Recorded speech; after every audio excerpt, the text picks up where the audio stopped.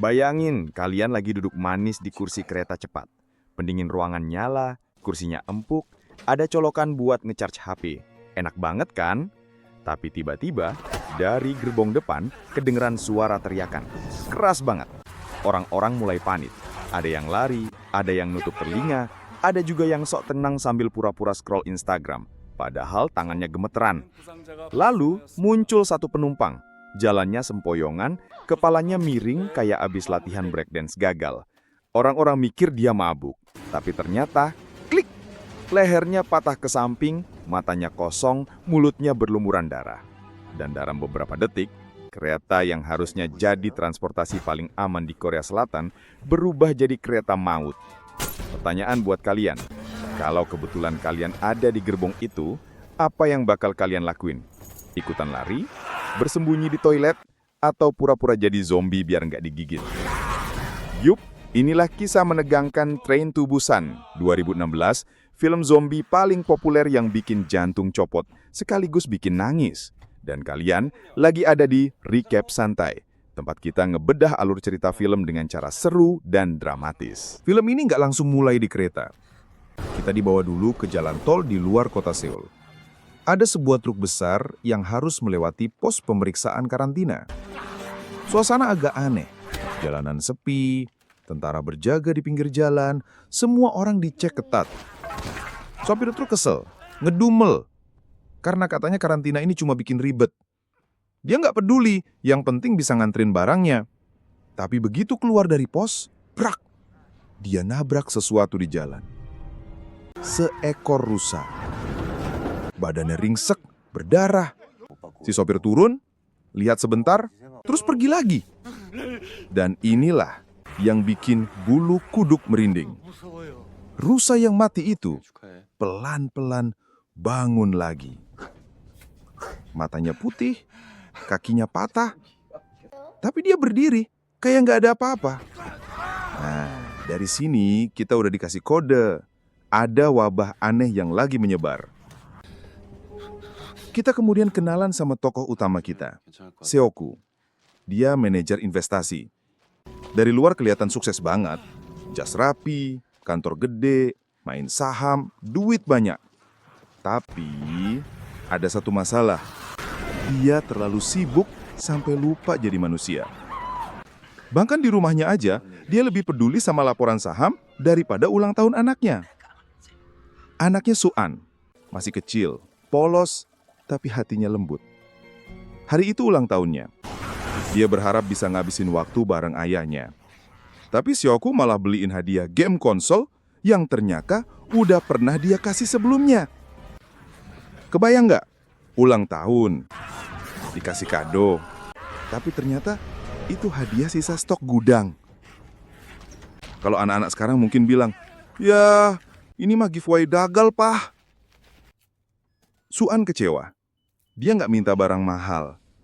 Yang dia mau cuma satu. Ditemenin ke Busan buat ketemu ibunya. Awalnya Seoku nolak. Alasannya klasik, sibuk kerja. Tapi akhirnya dengan setengah hati dia ngalah. Besok pagi mereka berangkat bareng naik kereta cepat KTX.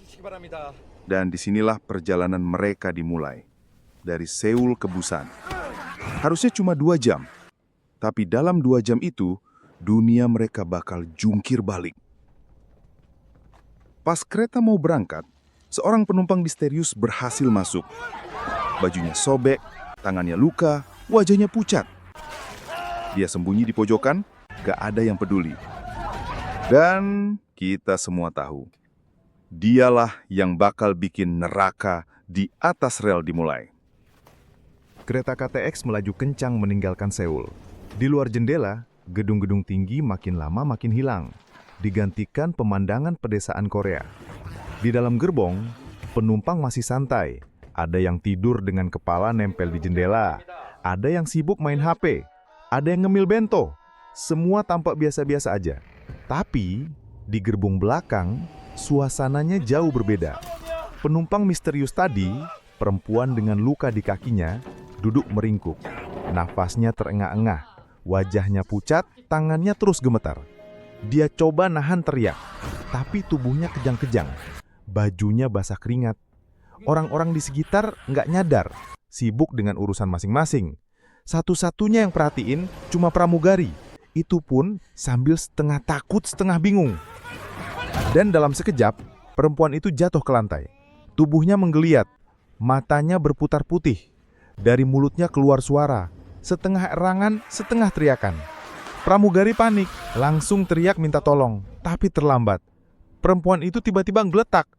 Tulang-tulangnya berbunyi kayak patah. Lalu, brak.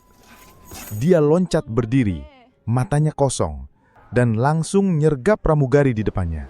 Satu gigitan, darah muncrat, dan dalam hitungan detik, pramugari yang tadi sehat-sehat aja ikut terinfeksi. Di gerbong itu, penumpang langsung heboh. Orang-orang lari ke depan. Ada yang jatuhin koper, ada yang nabrak kursi. Tapi makin mereka lari, makin banyak zombie bermunculan. Kenapa? Karena tiap korban baru cuma berubah dalam 10-20 detik. Gigitan pertama, tubuh gemetar, jatuh, brak, langsung bangkit lagi dengan mata putih. Cepet banget, nggak ada waktu buat mikir. Kereta yang tadinya tenang, berubah jadi neraka di atas rel. Di gerbong lain, Seokwoo nggak nyadar sama sekali. Dia lagi tidur, capek kerja. Suan, anaknya, duduk diam, matanya sedih. Dia pengen ke toilet, jadi jalan sendiri ke belakang. Nah, di sini deg-degannya makin terasa. Karena Suan berjalan menuju gerbong yang sudah mulai kacau. Kakinya kecil, jalannya pelan. Sementara di belakang, zombie-zombie udah mulai jerit. Suara erangan makin jelas. Untungnya, sebelum Suan keburu masuk, seorang konduktur nutup pintu gerbong. Tapi masalah baru muncul. Zombie yang terus nabrak pintu, mukul-mukul kaca dengan tangan berdarah. Bayangin kalau kalian ada di situ. Lagi di kereta, pintu kaca di depan kalian digedor zombie. Kacanya bergetar, hampir pecah. Suara giginya gemeretak. Kalian pasti cuma bisa berharap pintunya cukup kuat, kan? Di titik ini, kita kenalan lebih dalam dengan beberapa penumpang lain. Ada pasangan suami istri, Sang-hwa dan Seong-kyung. Sang-hwa ini gede, kekar, omongannya kasar kayak bapak-bapak sarkas. Tapi justru dialah yang nanti jadi karakter paling bikin kangen. Ada kelompok anak SMA pemain baseball. Masih kaku, masih malu-malu.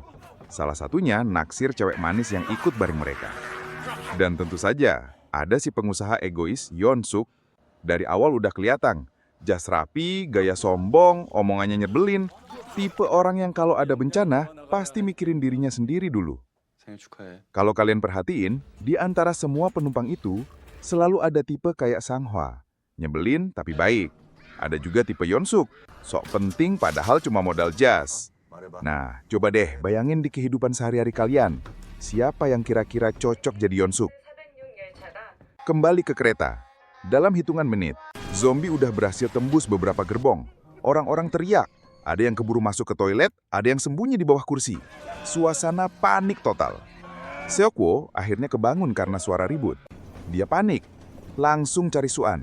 Dan tepat saat zombie mulai masuk ke gerbong mereka, Seokwo berhasil tarik Suan ke arah yang aman. Tapi adegan ini bikin penonton sadar, nggak ada tempat aman di kereta itu. Gerbong demi gerbong udah terinfeksi. Kalau mereka mau selamat, mereka harus terus maju atau mati. Setelah keos besar di gerbong awal, sebagian penumpang berhasil lari ke bagian depan kereta. Mereka ngos-ngosan, wajah pucat, masih kaget sama apa yang baru aja terjadi. Di sini kelihatan jelas, kereta itu sekarang kebagi dua dunia. Di belakang, penuh zombie, kacau, teriak-teriak, kaca bergetar. Di depan, orang-orang sipit matanya melebar, saling dorong, saling salahin. Dan di titik ini, kita mulai lihat sifat asli tiap karakter. Yeon-suk, si pengusaha sok penting, langsung tunjuk-tunjuk kondektur. Cepat jalankan keretanya, jangan berhenti di stasiun manapun. Kalau berhenti, kita semua mati. Orang-orang yang panik langsung ikutan teriak, sementara sebagian lain nuntut kereta dihentikan biar bisa minta bantuan. Di sini, kerasa banget kalau zombie itu musuh dari luar, tapi ketakutan dan ego manusialah musuh yang paling berbahaya. Suan, anak kecil polos itu, duduk di kursi sambil gemeter. Tangannya megang erat boneka rusa kecil. Dia hampir nangis, tapi tetap berusaha kuat. Ayahnya, Seokwoo, mencoba nenangin, tapi kelihatan banget dia sendiri gugup. Tangannya gemeter, keringet dingin. Hubungan mereka masih kaku. Seokwoo ngerasa asal anak gue selamat udah cukup.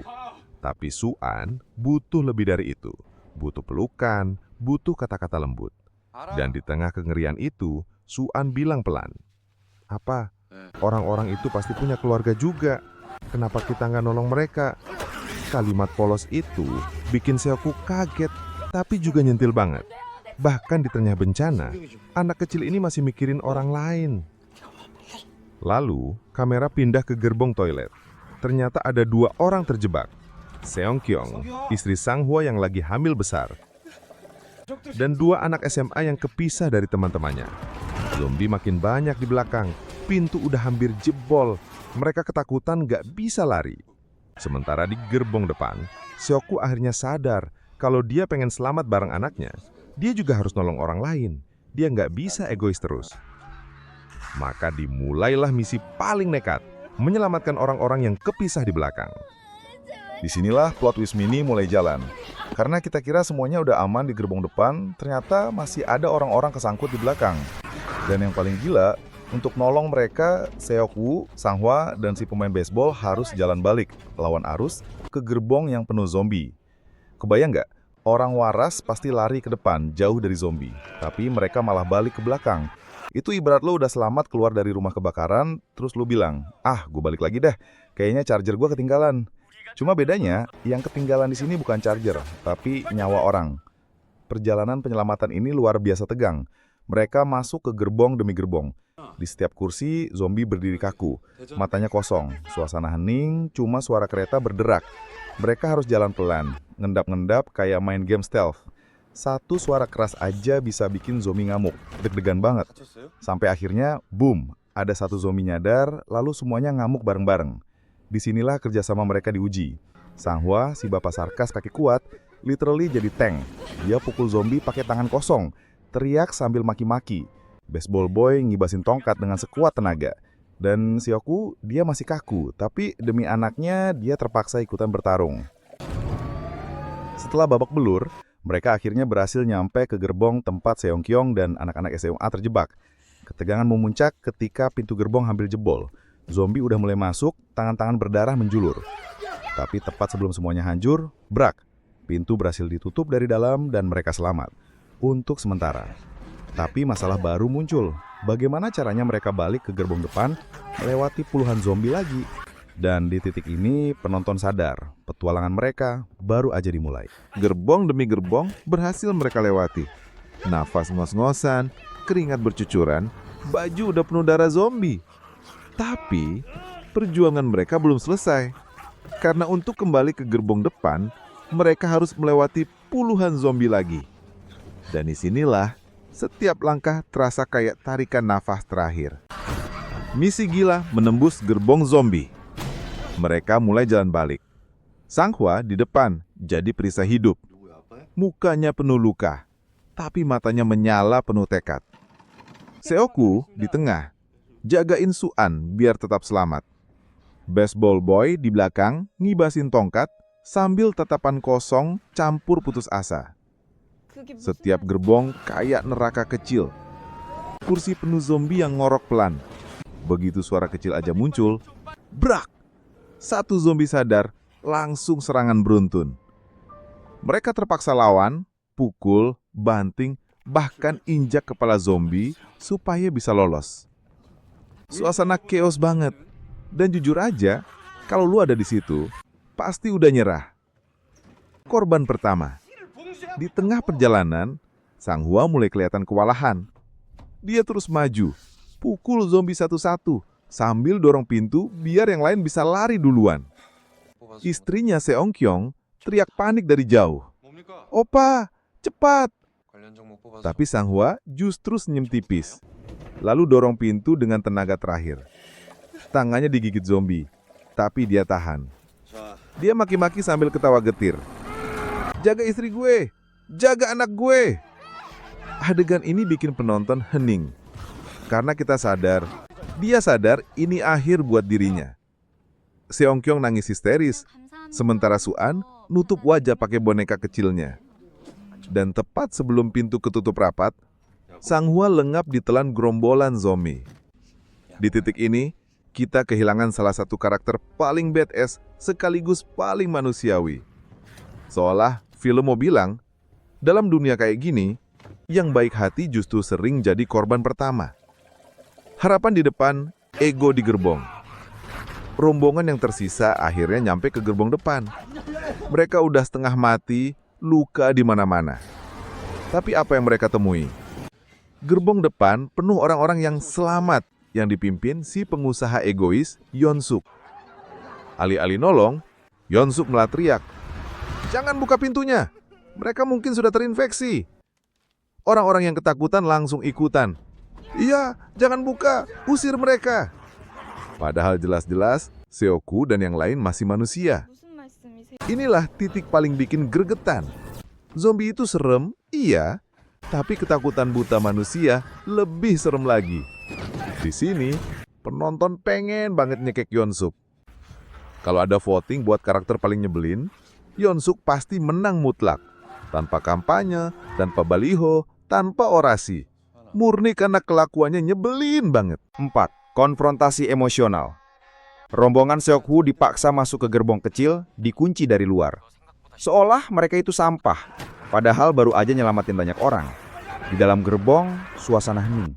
Semua capek, hancur, kehilangan orang tercinta. Suan akhirnya nggak bisa nahan tangis. Dia peluk ayahnya sambil bilang lirih. Kenapa orang-orang itu jahat sekali? Kalimat polos ini menusuk banget. Karena jawaban sebenarnya bukan zombie yang bikin dunia hancur, tapi manusia yang kehilangan kemanusiaannya.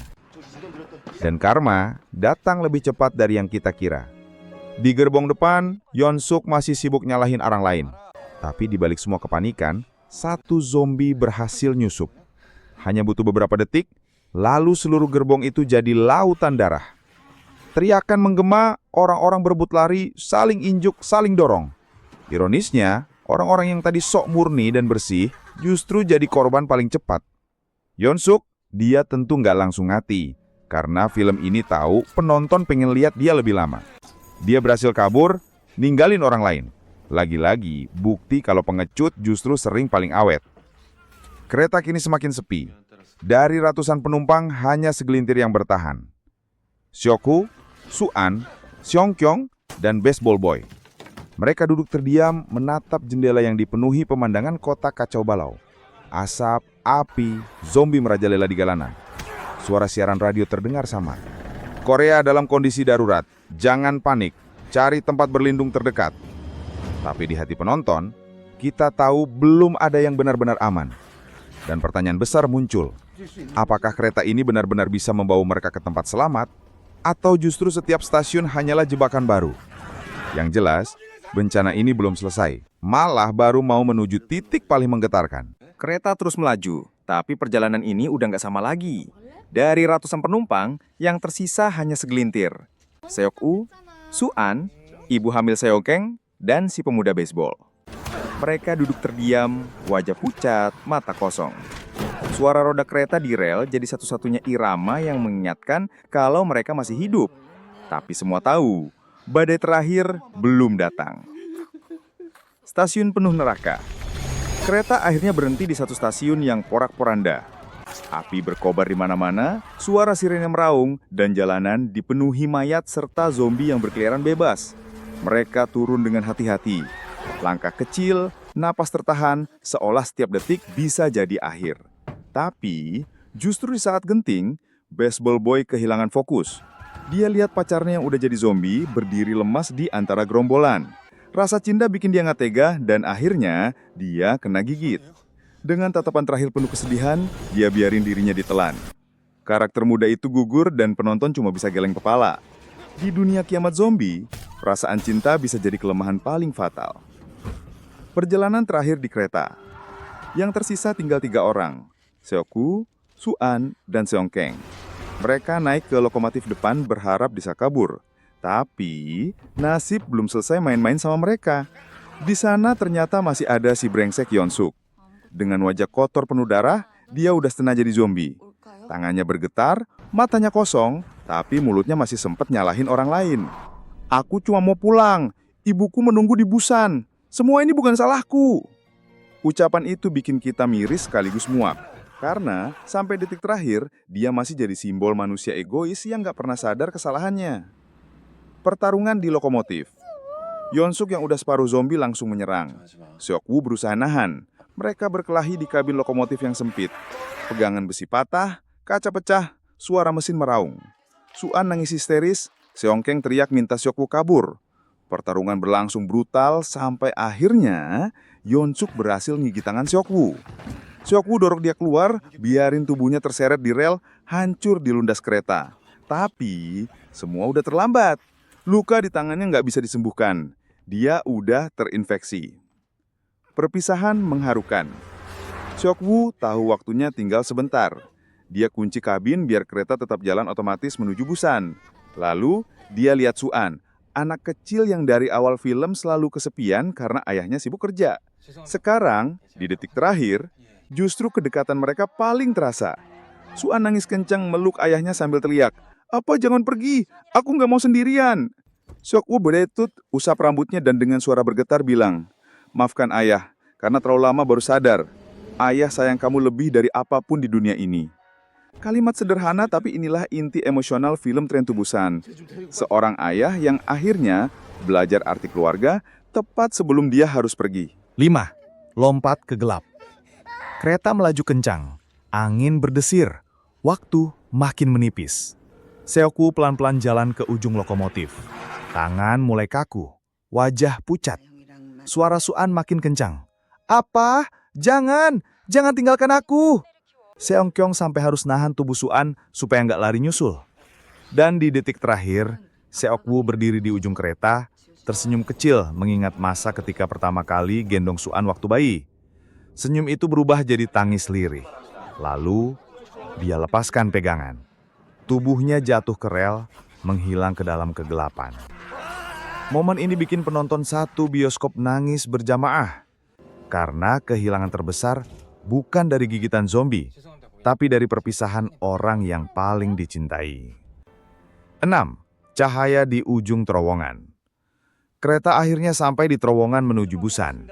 Suan dan Seongkyong berjalan perlahan di rel, wajah penuh duka. Di ujung, terlihat tentara sudah berjaga. Awalnya para tentara curiga, mereka mungkin zombie. Sniper sampai siapin peluru. Tapi sebelum mereka tembak, terdengar suara lembut. Suan mulai nyanyi. Lagu yang sama yang dulu ingin dia persembahkan di konser sekolahnya. Suara polos itu pecah di tengah keheningan. Bikin para tentara sadar, ini manusia bukan monster. Mereka langsung turun, selamatkan Suan dan Seongkyong. Akhirnya, setelah perjalanan penuh darah, tangis dan kehilangan, masih ada sedikit cahaya harapan. Ending Train to Busan ini nyentuh banget. Bukan cuma cerita tentang zombie, tapi tentang kasih sayang, pengorbanan, dan betapa berharganya keluarga. Seok-woo mungkin gugur, tapi cintanya tetap hidup lewat Suan.